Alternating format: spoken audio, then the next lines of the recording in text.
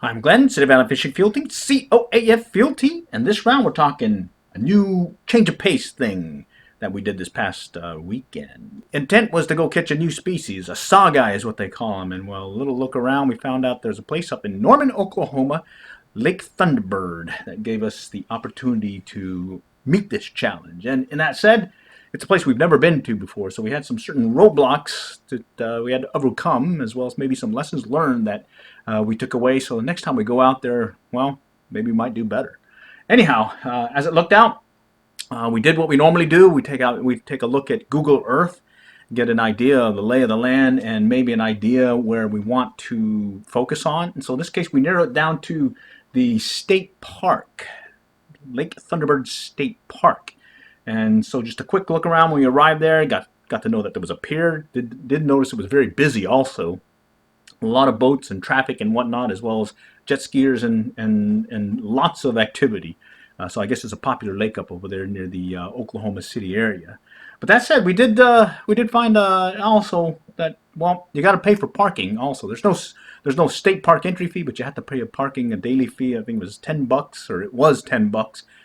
Ended up going to the machine where you can go up to the little headquarters office area, and there's a machine there that you can pay.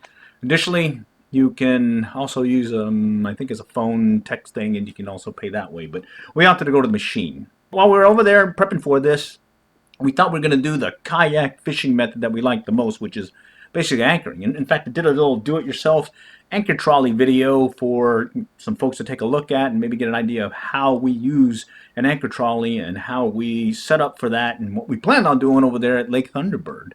Well, as it turned out, we had a little problem trying to find some bait. In fact, ended up catching a bass, some bluegill, but no shad. And so, well, yours truly also made the mistake of passing by several bait shops that were on the way, and, well, it didn't pan out for us. The fallback plan then was, let's go with some slab and jig rigs and just do some trolling. So got a little exercise in, did a lot of paddling here and there, different points, some places that we noticed on Google Earth where there was some shallow areas, some transition zones, and, well, we did catch a few fish. In fact, we caught some white bass, we caught a crappie or two, as well as, I think it was a gaspergoo.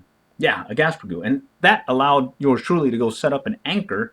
So I ended up anchoring and using some of that gaspergoo for bait, or freshwater drum, and set up there. And while I was set up trying to catch a fish, wind kicked up, that anchor trolley was working really good, as well as the anchor, and we were holding fast. Our fishing buddy kept trolling and doing the slab and jig rig, and guess what? We ended up achieving what we were challenged to do, which was we ended up catching a new species, or at least my fishing buddy did. He got a Saugeye. And, well, that was good. Unfortunately, it wasn't a keeper. It's got to be 18 inches or better, and in this case it was 14 and a half inches. But it was still a good trip, even when yours truly caught that bass in a cast net. So released it and let it go to get maybe even bigger. But that was pretty much a highlight of the trip, being able to find a new species. Saugeye. Okay. Look at that. He went for the yellow jig. That's really cool. So let's go measure him real quick. We'll just do a quick measure because I don't think he's legal. He is 14 and a half inches. 14, right? It's 14 for bass. Saugeye's 18. I guess we're gonna have to let him go, but hey, good job for our fishing buddy.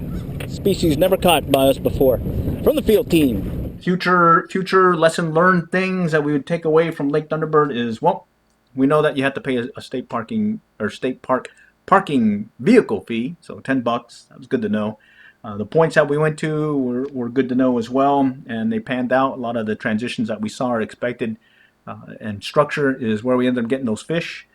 Although they were undersized, slab and jig rig worked out well for us. And oh, by the way, I will stop at a bait shop on the way just in case I can't get any shad, and then I'll be able to use my favorite fishing method, which is basically anchoring using an anchor trolley to adjust to the wind, the waves, etc. And additionally, we may look at the other end of the lake. I think there's some deeper areas to take a look at as well. Thanks for stopping by.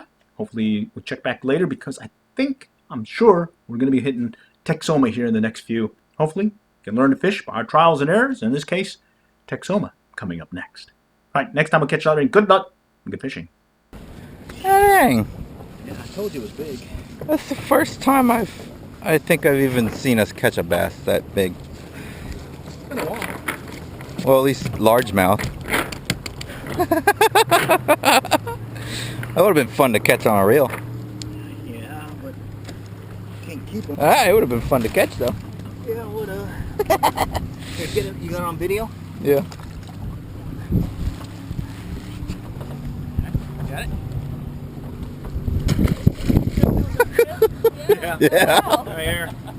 All we want is shad, though.